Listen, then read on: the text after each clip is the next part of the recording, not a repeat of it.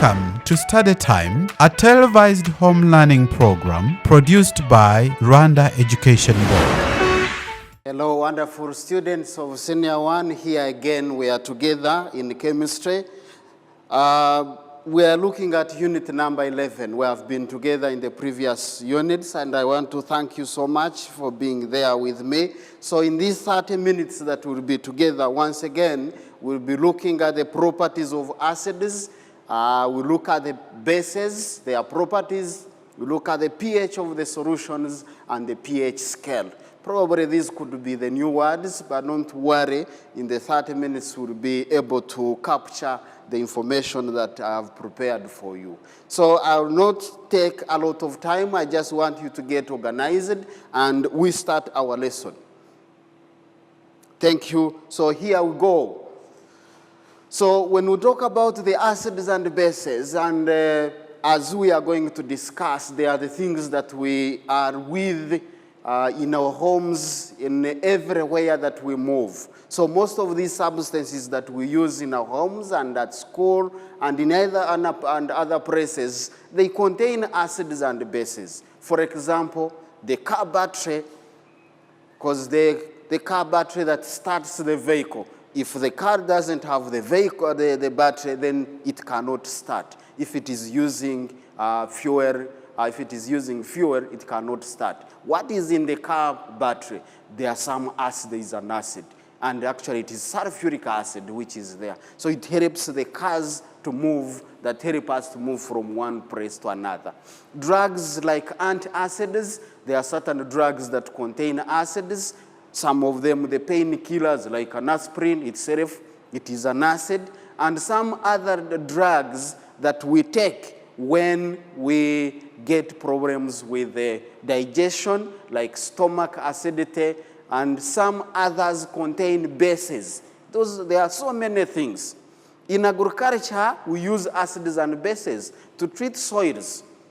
There are certain soils that are acidic, there are others are alkaline, so they can be treated to accommodate a specific type of the plant or the type of the crop. And the acids will neutralize the bases. So it is very important these acids and bases are applied in agriculture, which is the backbone of our country. Biology, things like gastric juice in our stomach. Naturally, there is the acid that is produced. Hydrochloric acid is produced in our stomachs. It helps us to kill the organisms that may move down with the food. Because when you are eating, there are some microorganisms that may be causing that might cause diseases, so they are killed as they move into the stomach with the food. That is natural. It is hydrochloric acid, and it is produced by the gastric juice, the walls of the stomach. Fruit like lemons, oranges, all these contain acids.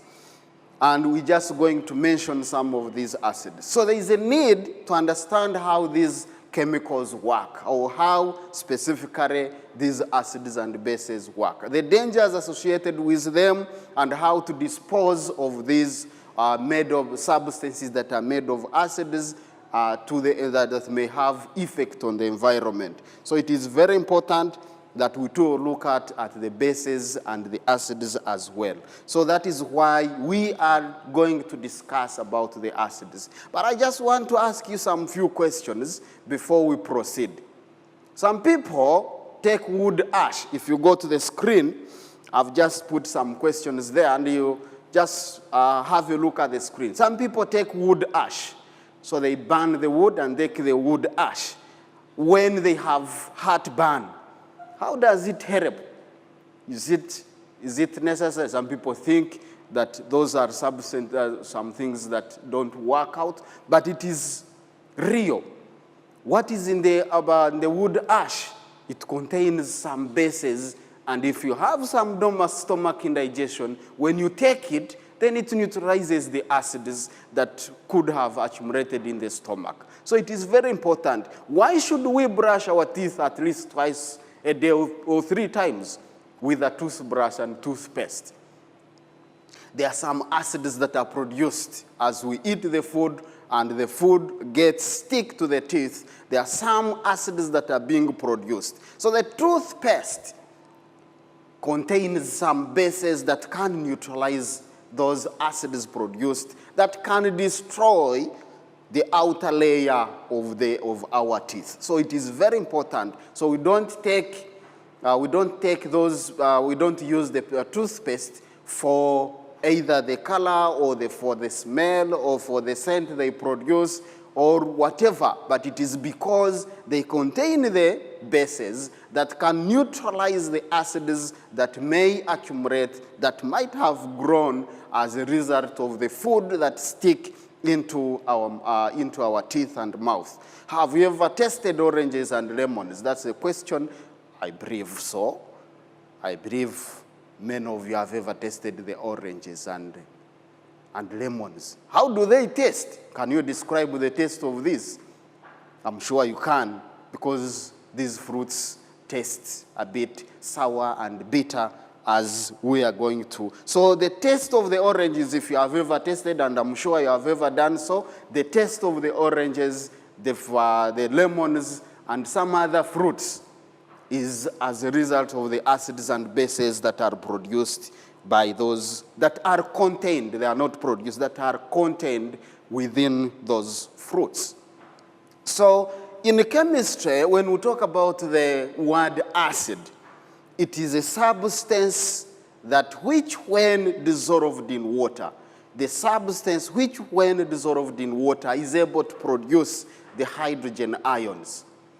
The hydrogen ions are produced when an acid dissolves in water. This is an example that I'm just going to show. So there are a number of acids.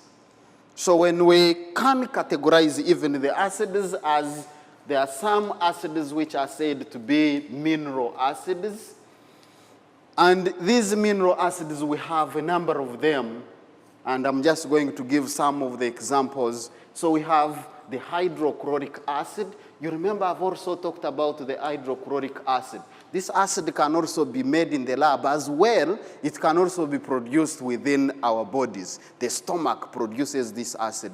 You remember I told you what it does in the stomach. It is able, among other uses, it can be able to kill the microorganisms which could cause diseases in our stomach. And it also provides the medium under which the enzymes, there are so many enzymes that are used during the digestion. So this acid provides the medium under which the enzymes work. So among the mineral acids, we have hydrochloric acid, we have nitric acid, and then we have sulfuric acid. I'm sure you have ever heard of these acids. I don't think this could be the first time to hear about these acids. So we are saying that when these substances dissolve in water, they are able to produce the hydrogen, they are able to produce the hydrogen ions. So if I just indicate this in form of symbols and equation, this is how it is represented. We talked about the symbols and formula of the compounds. I hope you followed and you have been able to read and understand and make some more research. So if we have the hydrochloric acid, this is the symbol for hydrochloric acid. And we said when it is dissolved in water, so it is aqueous. When it is dissolved in water, it is able to produce the hydrogen ions. The hydrogen ions are represented with H plus the chloride ions. So because they are able to produce the hydrogen ions, and we said any substance that dissolves in water and produces those acids, that produces the hydrogen ions, is referred to as an acid. So we have nitric acid dissolved in water, so this gives the hydrogen ions plus the nitrate ions. You may have the sulfuric acid dissolved in water. That's why we put aqueous. So the word aqueous comes from the word aqua. It is an Arabic word which means water. So that is where it was derived from. So this is sulfuric acid, 2 hydrogen ions, plus the sulfate ions. You remember all these radicals because we talked about them some time back. So I'm sure you still remember them. So now these equations are showing, or these reactions are showing, how the acids dissociate, how the ion, when they are put in water, how the ions can be able to separate from the solution and form those ions. So there is another way how we can represent this. So how we can represent this is we have hydrochloric acid plus water. Water is a liquid, so we can also represent it in this form. So it will give the hydroxonium ions plus the chloride ions. So the hydroxonium ions, these ones are called hydroxonium ions. Hydroxonium ions, they are also called oxonium ions. Oxonium ions. They are also called hydronium ions. These are all names that are used interchangeably, but they mean the same thing. So that is, if you are reading, depending on the book that you are reading, so different authors do use different names, so you need to remember this, hydronium ions, and so on. So that is how we can also represent. So we can also include the water, because here there was no water. So again, you can have another equation like nitric acid plus water. What will you get? You are still getting the hydroxonium ions, then plus the nitrate ions.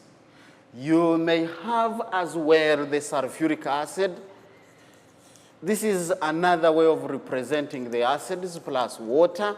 So you'll still form the hydroxonium ions plus the sulfate ions. So the sulfate, rather the sulfuric acid, the nitric acid, the hydrochloric acid are able to produce, they are able to give the hydrogen ion to the water molecule.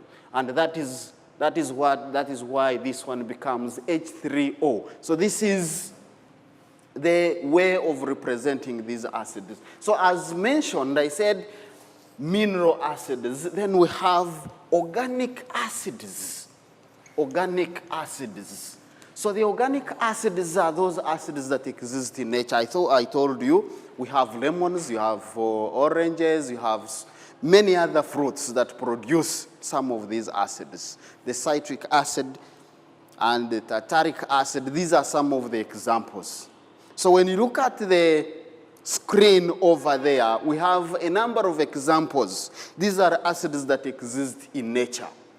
They are organic. They are found in organic substances. When we talk about the organic, we can use this word interchangeably with the nature. So they exist in nature. We have acetic acid, which is the main component of the vinegar. I'm sure you use vinegar when you are dressing your salads and food seasoning. So you know the vinegar very well. So there is an acid, the main component is acetic acid or ethanoic acid. So that is the name. So we have a number of examples that are given. Tartaric acid, where do we find this? We have citric acid, which we find in lemons and oranges. We have tartaric acid, which is found in tamarind and grapes. Maybe grapes are not common, but these days they are becoming common. So you have ascorbic acid, that is vitamin C. You'll find it in all fruits. It is very important. I'm sure you have ever heard of this. We have lactic acid, which is found in yogurt. You have malic acid, which is found in apples and pears. We have formic acid that is found in ant stings. Or there are some insects, when they bite you, what they do, they inject some chemical into your body, and as a result of that chemical, you get this way, you can you feel the pain and the swelling. So the ants, the bees, contain this acid, the formic acid. It is also called methanoic acid. So this formic acid, the bees, when the bee injects you, when the bee bites you, it injects because it contains that acid in its sting. It is naturally there for protection. So you don't just move and attack the beehive anyhow. So it is naturally there. The bees contain it and they inject, and then it enters into your body. You feel the pain, the swelling. So that is because of the formic acid that will get into your body. So those are a number of examples, and I have not written them down here, but we have mentioned, if I can just repeat, we said acetic acid, which is the major component of vinegar. So that is where we mostly found it. We have some other acid. We said citric acid, and this citric acid is found in all fruits. So you should also know but mainly lemons and oranges. We have tartaric acid, which is found in grapes, mainly ascorbic acid, and which is commonly known as vitamin C. So you have ever heard of this. I'm sure that you always talk about this vitamin C. We have lactic acid, which we said it is found in yogurt. What is this? Yogurt.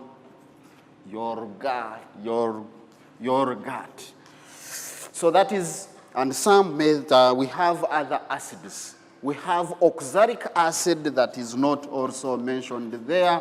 The oxalic acid, this oxalic or ethane-dioic acid, this is found in spinach. So this is found in spinach.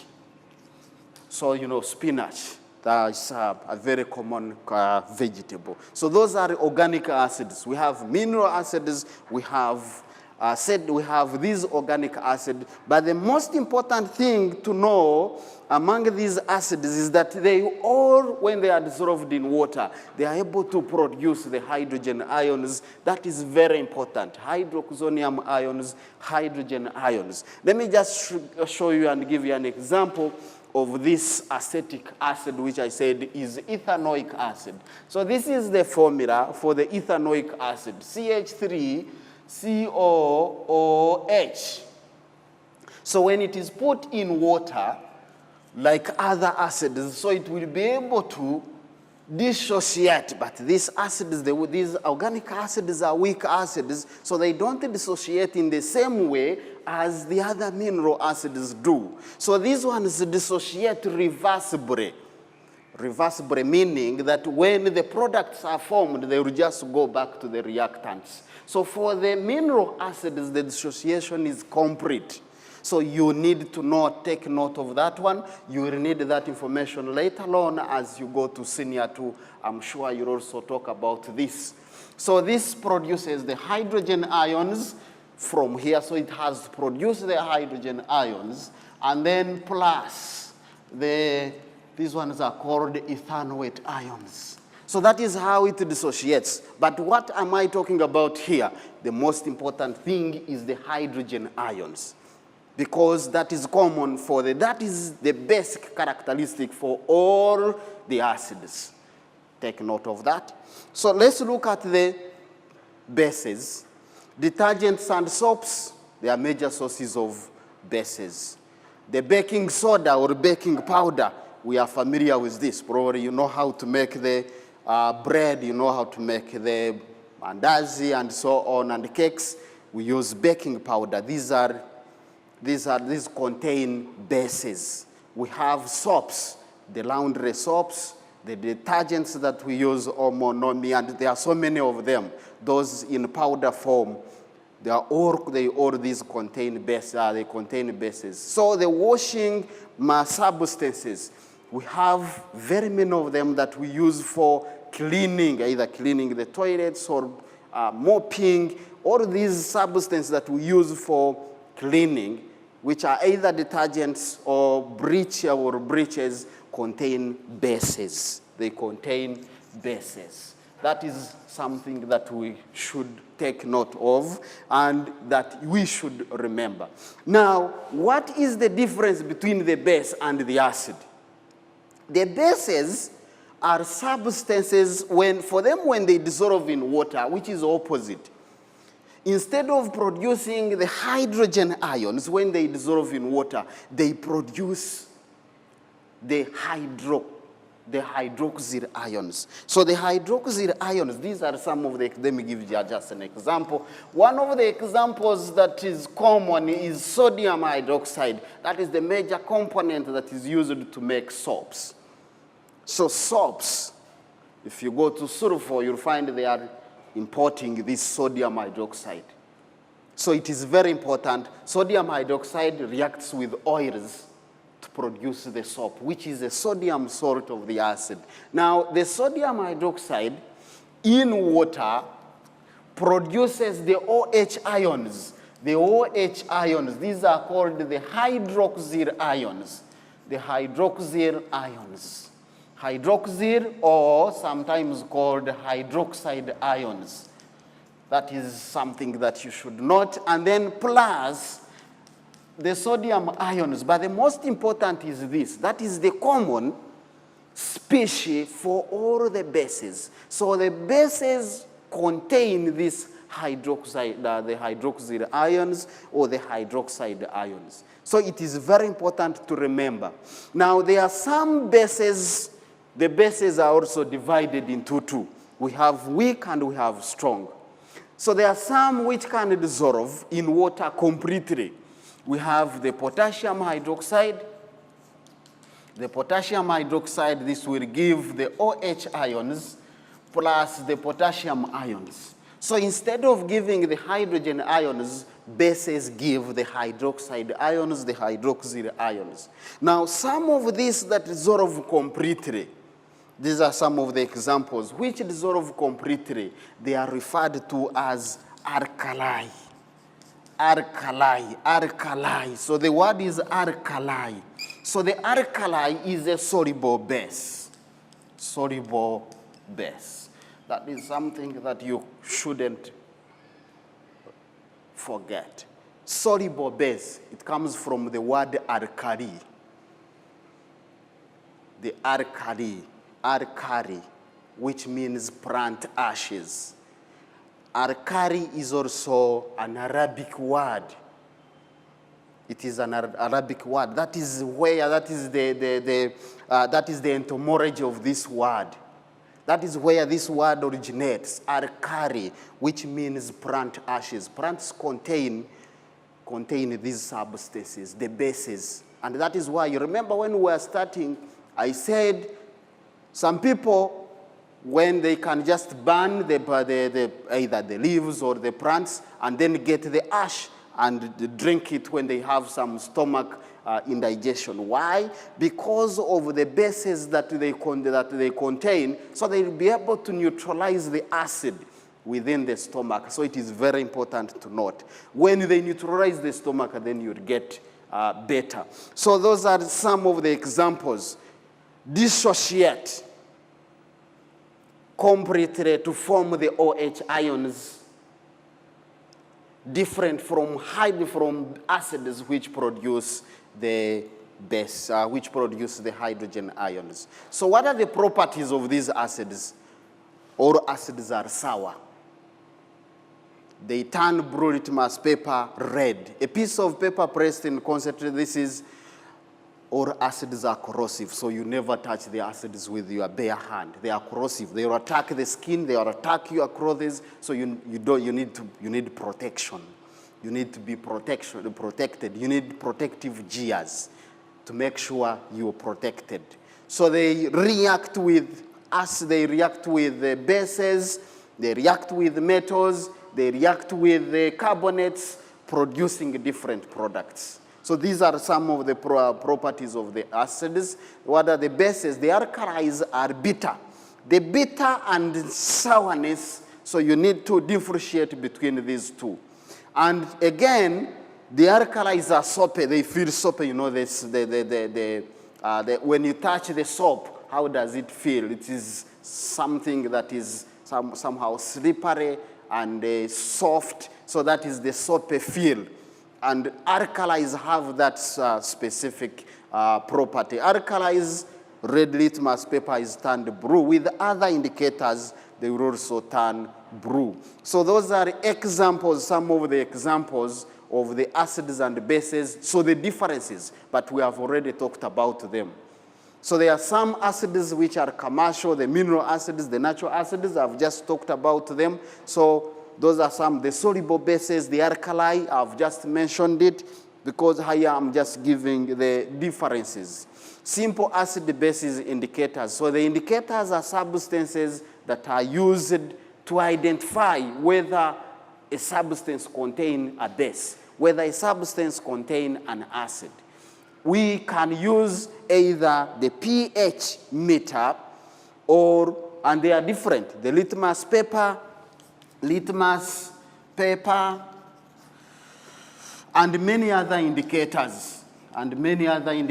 All these ones are used to test, to detect whether the substance, and even some other plant materials. You have the red cabbages, you have the flowers. So the liquids, the sap of these liquids can also be used as indicators.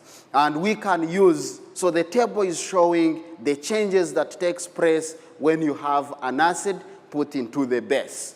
An acid put into the base, what is the color change? If it is an acid, what is the color change? So these are the indicators that are used to detect the presence of an acid or the presence of the base. How does the color change? So we have litmus solution, phenolphthalein, methyl orange, screened methyl orange. So these are different indicators, and they are showing how the colors are changing with different substances, whether it is an acid, whether it is a base. The pH of the solution, so when we talk about the pH of the solution, right, when we talk about the pH of the solution, we use what we call the pH scale. So with the pH scale, it ranges from 0 up to 14. So from 0 up to 14, so the neutral solution must have. So the pH of the solution depends on the pH scale, or the pH of the substance. So these substances that are between 0 and 7, these are acidic substances, and these are alkaline, or they are basic substances.